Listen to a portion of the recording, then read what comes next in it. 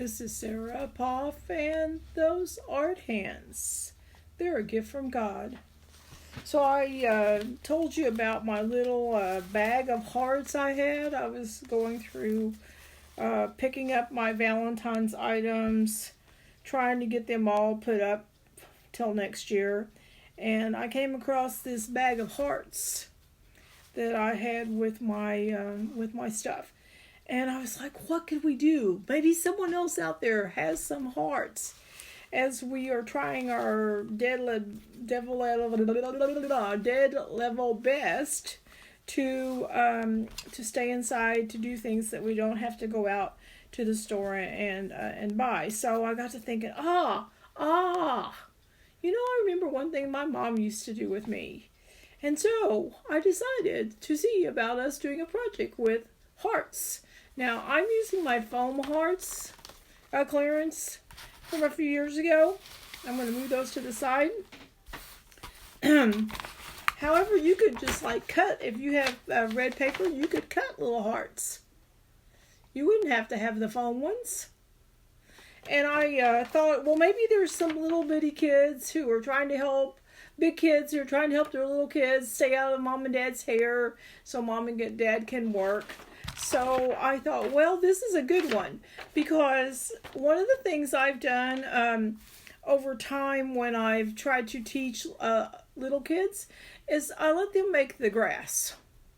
They're good at just making little lines. So that's what we're going to start with here. Hey, Terry, good to see you this afternoon.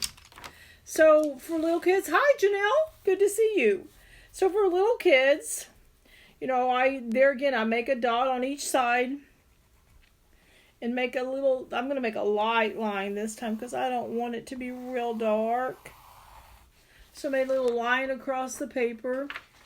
And then I'm going to try to get the little kids to scribble like this. Just scribble.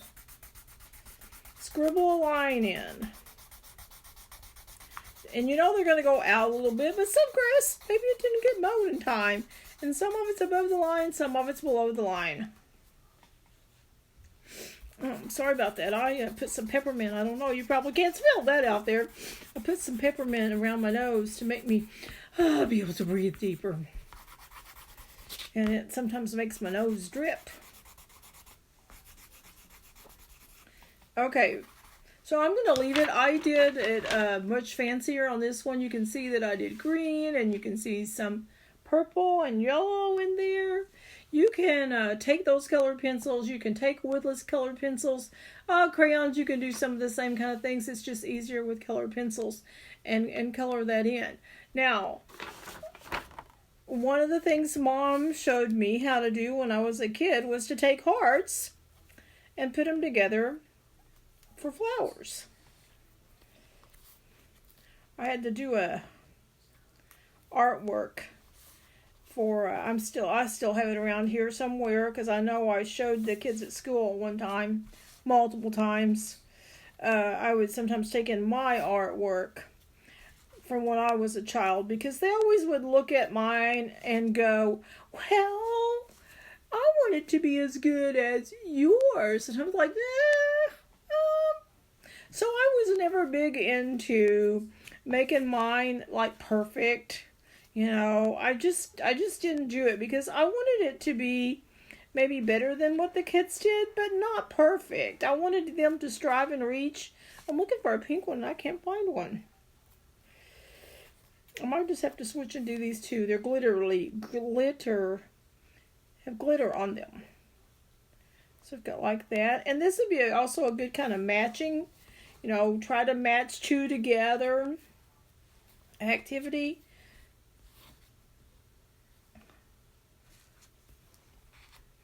Okay, so those are kind of the hearts that are a little irregular. Now let's see if we can find some that are more what I'd consider a traditional heart. And when I did this the other night, I put 3 together. I was really disappointed last night when I got online and I started shooting it. And I guess there were just too many people. Too many people online at 8 o'clock in the evening. So I guess I need to like avoid that kind of time frame. Alright, I'm going to look over here for another pink one. So of course you can just cut out little hearts.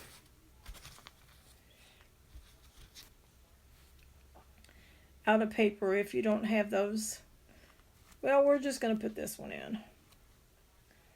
I'm having trouble finding. I used a lot of the little hearts on my other page.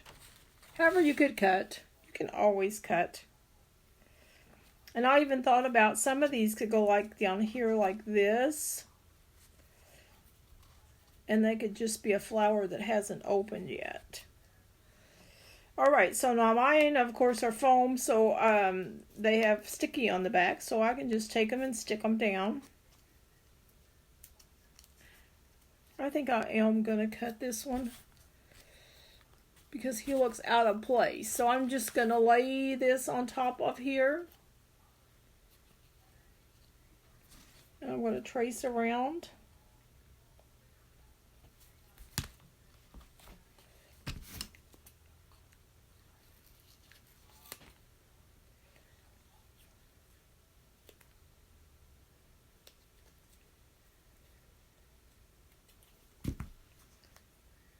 And what did I do? I did it red.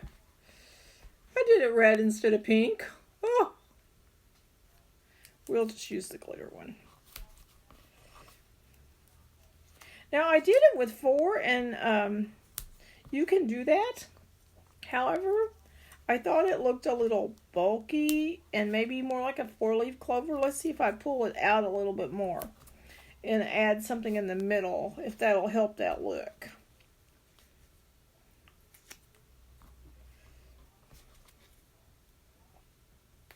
I know I was disappointed last night because I had a lot of people who viewed my little ad for this one.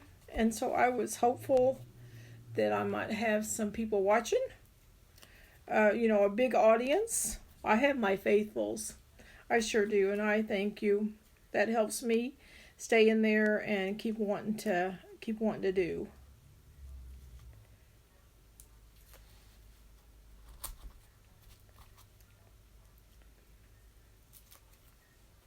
The challenge is keeping my art room clean.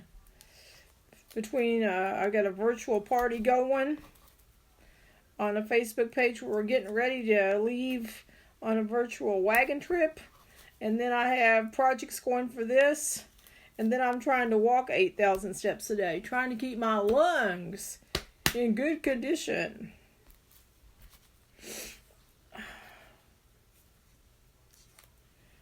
Alright, I'm getting there.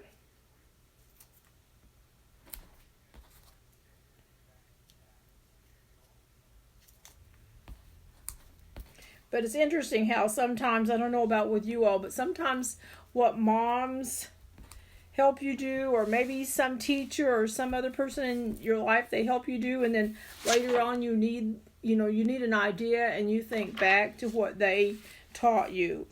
So now what I'm going to do is I'm going to pull just a line down and kind of see where each of these might go. Let's see, this one we're going to go like this. And that one would be there. This one could be there.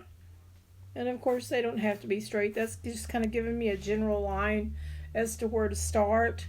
Now, one of the things I thought brought this together was when I started to outline. So, you can pick a color that's that color that the foam is. You can pick a different color. And you can trace around it to give it a little more depth. You can make it a little bit, some of these I made it a little bit wider. You see that I even took and did the green back around it. With these, I took little lines and made little lines in there. And then I went and found a white foam heart. And I'm going to cut some circles. And that kind of takes the heart look away from it and makes the center of the flower.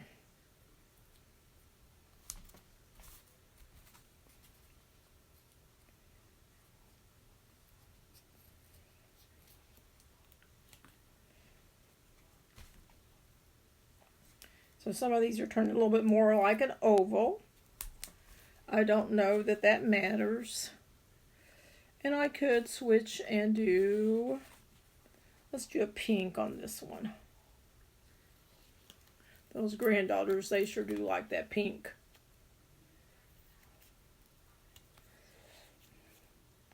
One likes red and one likes pink. What's your favorite color?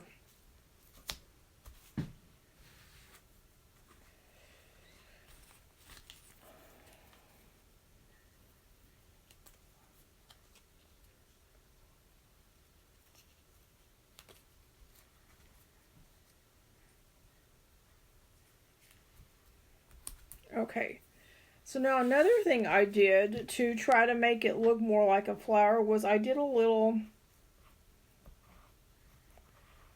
oval shape, because we know up here closer to the flower it's a little bigger where that flower bloomed, part of the part that the flower bloomed out of.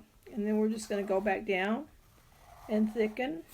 And this is a good project too to think about helping them flow a line.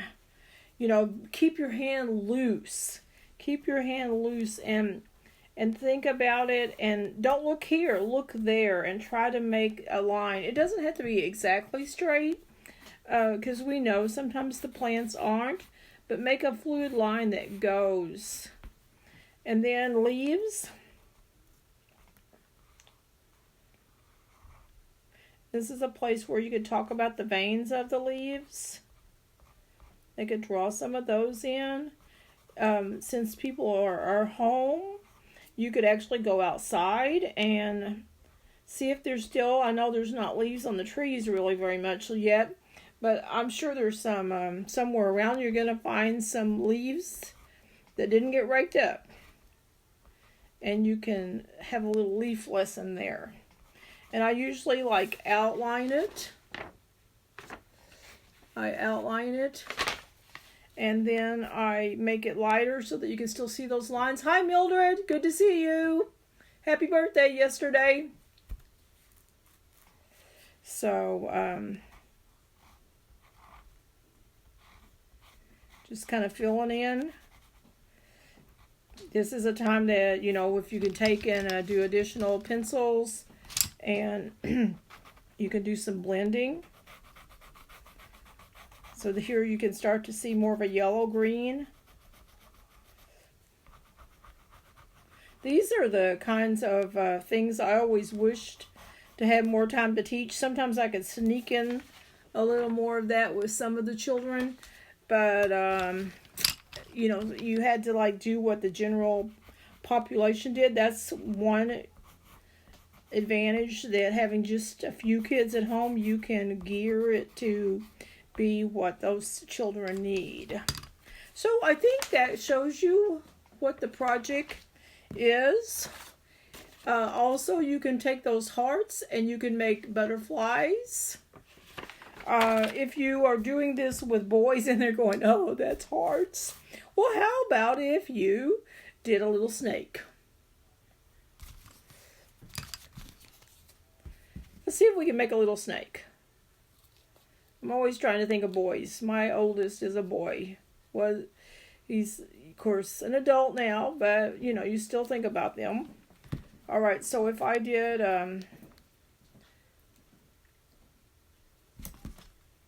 made me a little snake here.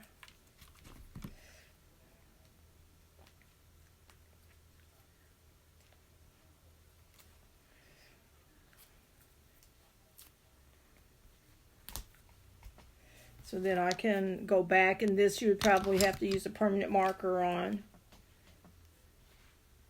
He could also be a caterpillar. Let's do that. Let's turn him into a caterpillar. And this is part that when I do lessons like this, I like to leave it open-ended so that the children can think up things on their own. So I could even come back in here on the foam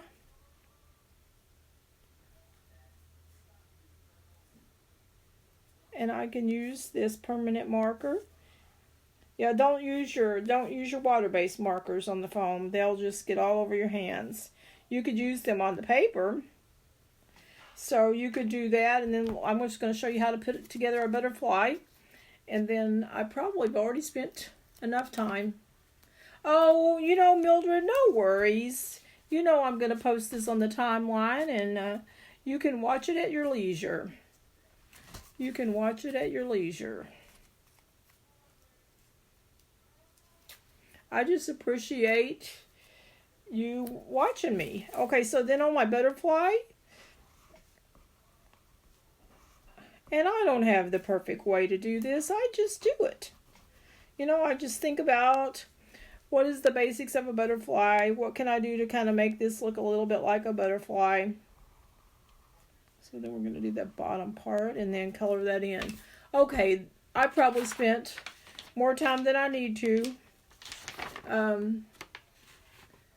There are my flowers, my butterfly, and you all saw my little caterpillar. This is Sarah Poff and those art hands. You guys have a great day now.